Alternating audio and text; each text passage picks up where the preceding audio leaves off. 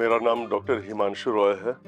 मैं सृजन fertility clinic Patna में हूँ। आज हम लोग बात कर रहे हैं डोनर स्पर्म की।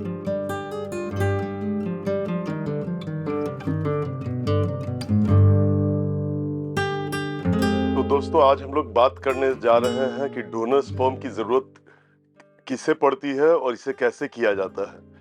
तो डोनर स्पर्म की जरूरत उन कपल्स को पड़ती है जिनके पुरुष में एजोस्पर्मिया यानी कि स्पर्म्स बिल्कुल जीरो है, नील शुक्राणु है जिसको कहते हैं, और दवा देने से भी अगर फायदा नहीं हो रहा है, उसका टेस्टिस का अगर हम लोग बायोप्सी करते हैं उसमें भी अगर स्पर्म नहीं निकलता है, तो इस तरह के जो कपल्स होते हैं उन्हें डोनर स्पर्म लेने की मतलब कि किसी दूसरे पुरुष से स्पर्म लेने की जरूरत पड़ती है।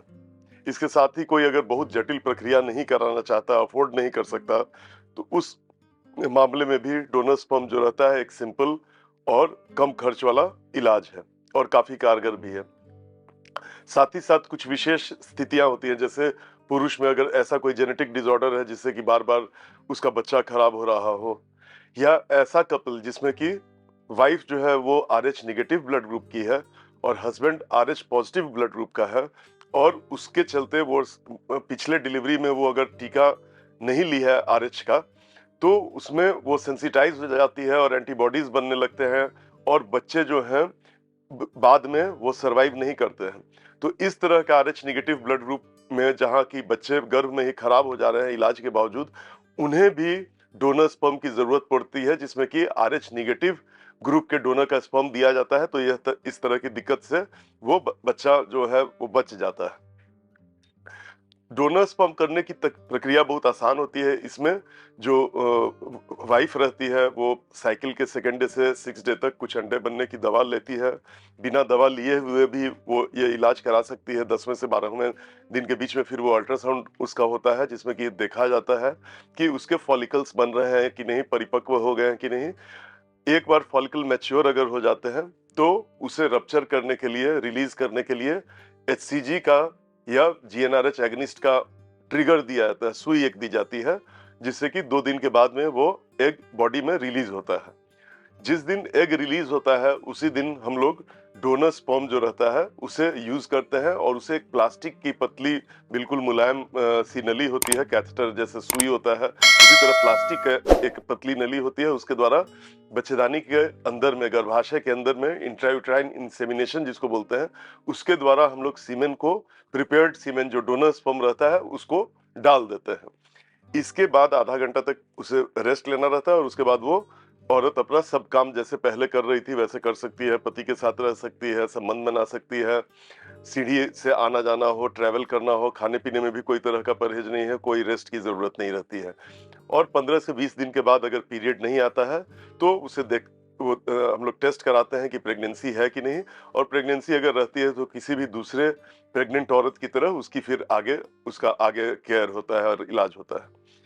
फेल हो जाने पे अगर पीरियड आ गया तो इस प्रोसेस को दोबारा करना पड़ता है। इसमें एक बार इस प्रोसेस को करने में लगभग 15 से 20% का चांस रहता है प्रेगनेंसी होने का, और 6 साइकिल आते आते लगभग 75% जो रहती हैं युवतियां या औरत, उन्हें प्रेगनेंसी हो जाता है, जो कि काफी सारे फैक्टर्स हैं, उस पर डिपेंड करता है। लक फैक्टर तो रहता ही है। एक अब यही है कि अब पहले जो डोनर स्पर्म है ये मिलेगा कहाँ से। तो डोनर स्पर्म जो है वो ART बैंक प्रोवाइड करते हैं। ART क्लिनिक जहाँ पे हो रहा है वे डायरेक्टली स्पर्म नहीं देते हैं, बल्कि ART बैंक के थ्रू डोनर को रिक्रूट किया जाता है। उनका काम है ART बैंक वाले का कि डोनर जो आ रहे हैं स्पर्म डोनेट करने के लिए, उनसे वो लोग स्पर्म लेते हैं, उनका पूरा फिजिकल डिटेल्स वो लोग जानते हैं, उनको रजिस्टर किया जाता है वहाँ ART बैंक में, और ये सूचना गुप्त रहती है, केवल बैंक वाले के पास रहती है।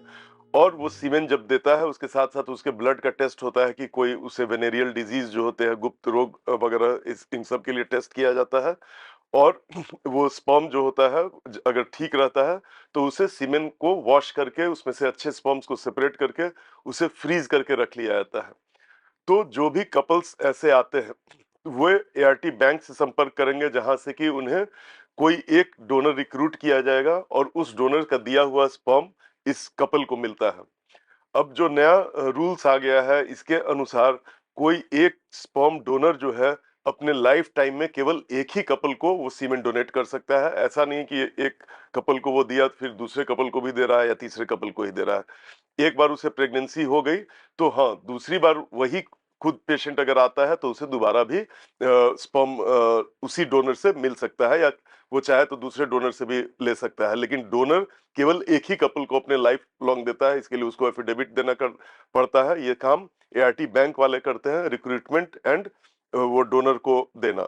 जो आईयूआई का काम होता है, जो प्रोसेस होता है, वो हम लोग के क्लिनिक में होता है, जिसे एआरटी क्लिनिक बोलते हैं। लेवल 1 या लेवल 2 क्लिनिक हो, इसमें ये प्रोसेस होता है। तो थोड़ा सा पेपर वर्क इसमें रहता है, जिसमें कि आधार कार्ड की भी जरूरत होती है कपल्स की। और बट ये जो होता है ये एनोनिमस होता है, ये पता नहीं रहता है डोनर को कि उसने किसे स्पर्म दिया, या कपल को भी कि किस आदमी ने उसे स्पर्म दिया। ये सूचना केवल एआरटी बैंक के पास रहती है और ये गोपनीय रहती है। तो इस प्रकार हम देखते हैं कि एआरटी आईयूआई के द्वारा स्पर्म डोनेशन के थ्रू कम खर्च में और बिना किसी कॉम्प्लिकेशन के यह प्रेगनेंसी प्राप्त की जा सकती है। धन्यवाद।